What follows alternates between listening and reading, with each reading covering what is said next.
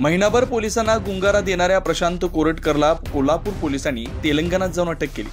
इतिहास अभ्यासक इंद्रजित सावंत यांना फोन करून धमकी देत छत्रपती शिवाजी महाराज आणि छत्रपती संभाजी महाराजांचा अवमान केल्याबद्दल त्याच्यावर गुन्हा दाखल आहे। मंगळवारी त्याला कोल्हापुरात आणून दुपारी न्यायालयात हजर करण्यात आलं होतं।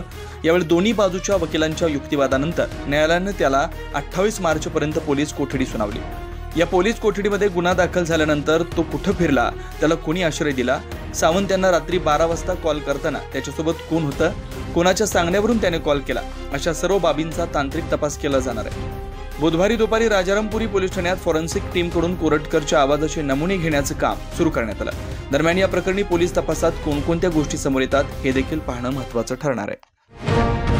अशाच ताज्या अपडेटसाठी महासत्ता न्यूजला सबस्क्राईब करा।